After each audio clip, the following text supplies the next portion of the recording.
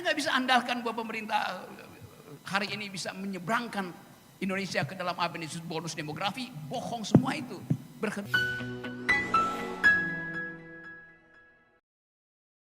Oke, selir-lirnya kalimat dari Guru Gembul ini pasti ada sesuatu yang sudah kita tangkap dan menjadi tambahan wawasan kita ya. Oke, sekarang wawasan itu kita acak-acak lagi dengan menampilkan pembicara yang sering mengacak-ngacak pola pikir orang.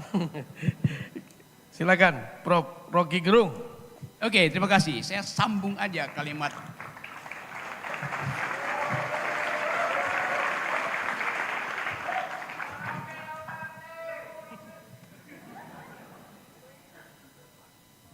No Bandung, no Mendung.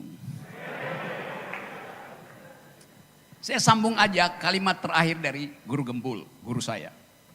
Dia bilang begini, tidak ada yang mau mengambil alih krisis intelektual ini. Kalimat dia terakhir itu betul sekali.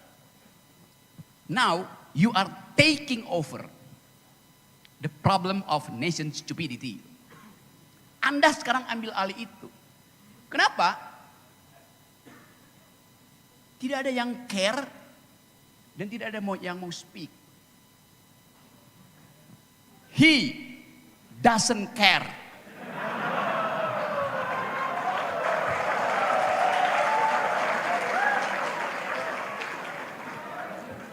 He doesn't speak.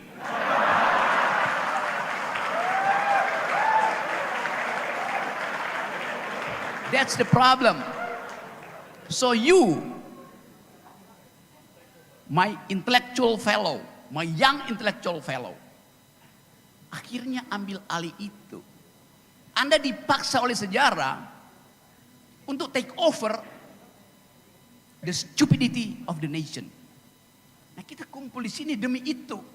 Demi sesuatu yang tanggal 30 Desember tahun 30 diucapkan oleh Bung Karno di depan Gedung Indonesia Menggugat. Bangsa ini didirikan oleh kumpulan pikiran. Fasilitas pada waktu itu sangat terbatas. Gak ada yang punya Kindle, gak ada yang punya akses pada perpustakaan. Tapi mereka punya otak. Itu masalahnya. Tadi Mbak Neng apa panggilannya di sini? Si Teteh pembawa acara bilang di sini dilarang merokok, tapi tidak dilarang berpikir. No smoking. Di istana no thinking. Dilarang berpikir. Karena tadi betul Guru Gembul. Pikiran itu dianggap akan mengacaukan pikiran yang established. Lo pikiran hanya disebut pikiran kalau dia diganggu. Itu namanya pertengkaran pikiran. Sering saya katakan, kalau Anda berpikir dan Anda tidak diganggu, itu artinya Anda sedang berdoa. Doa tidak boleh diganggu, tapi pikiran harus diganggu. Dalam politik itu namanya oposisi.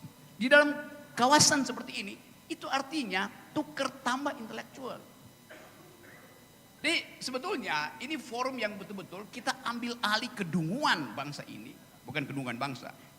Kedunguan istana. Supaya kita bisa ucapkan kembali janji proklamasi, janji konstitusi. Tugas presiden adalah mencerdaskan kehidupan bangsa. Artinya produksi lebih banyak intelektual. Bukan kapital yang diproduksi itu.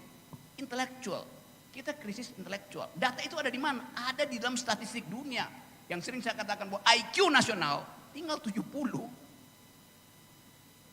Lebih banyak IQ yang ada di hutan Juanda daripada IQ nasional. Yang isinya ada monyet. Kita mau terangkan itu sebagai problem itu. Dan teman-teman di sini mengerti itu dan mengambil risiko untuk melangkah. Apa ya istilahnya itu? Untuk buat langkah nyata. Anda nggak bisa andalkan bahwa pemerintah hari ini bisa menyeberangkan Indonesia ke dalam apa yang disebut bonus demografi. Bohong semua itu. Berhenti. 2 hari lalu pemerintah masih komporin rakyat. Ekonomi tumbuh, ekspor baik. 2 jam lalu saya baca statistiknya tuh.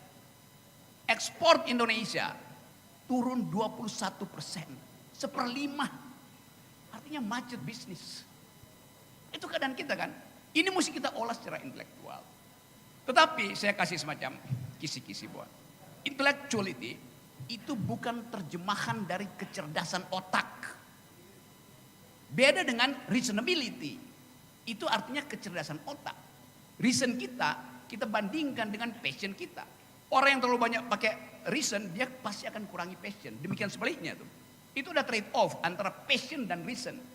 Tapi istilah intelektual itu istilah khas yang dimaksudkan sebagai tanggung jawab orang yang berpikir terhadap keadaan nasional. Terjemahan lebih bagus sebagai kecendekiawanan. Bahasa Inggris intellectual. Tetapi dalam bahasa kita ada istilah lebih bagus. Kecendekiawanan itu bukan sekedar kecerdasan otak, tapi juga kecerdasan etik. Saya bisa selesaikan problem kemiskinan dengan kecerdasan intelektual. Saya pakai prinsip utilitarianisme misalnya. Selesai problem. Karena saya bisa hitung berapa banyak sumber daya bangsa ini yang berhasil kita kemukakan dalam angka statistik. Itu kecerdasan intelektual. Tapi kalau saya pakai kecerdasan etis, berapa banyak emak-emak yang kehilangan hak untuk memasak karena LPG 3 kg hilang dari peredaran. Sekarang kita tarik, di mana LPG itu hilang? Ya pasti pemerintah menghalangi LPG itu karena akan dipakai untuk hal yang lain tuh. Jadi begitu cara kita berpikir. Saya balik lagi pada problem tadi. Intelektual artinya kemampuan untuk mengolah pikiran dengan rasa etis yang maksimal. Kita sebut itu kecendekiawanan seorang yang Pancasilais. Ada dimensi keadilan sosial, ada dimensi kemanusiaan yang adil dan beradab. Dengan kata lain, intelektual dipanggil oleh sejarah untuk menyelesaikan problem. Tadi betul, Guru Gembul. Seluruh problem ekonomi dunia bisa diselesaikan dengan komputasi, nggak perlu matriks 100 kali 100. Dengan cara sedikit main data kita bisa selesaikan. Tapi data bukan penyelesaian intelektual, itu penyelesaian rasional. Beda antara penyelesaian rasional dan penyelesaian intelektual.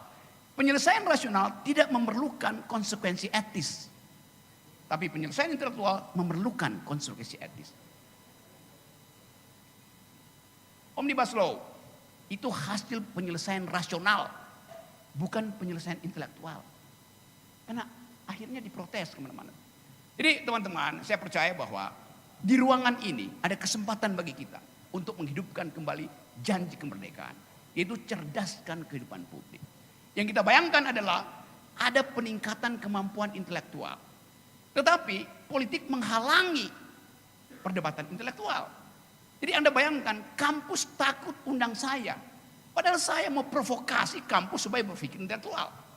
Nanti pemerintah bilang kampus-kampus Indonesia dimasuki oleh pikiran-pikiran radikal.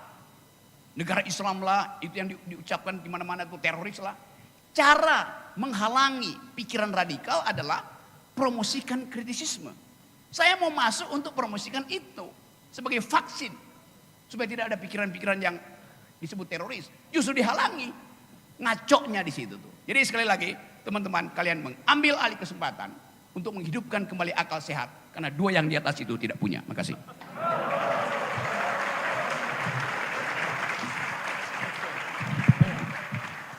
Bahaya. Diskusi hari ini adalah demi bangsa dan negara Indonesia. Baik.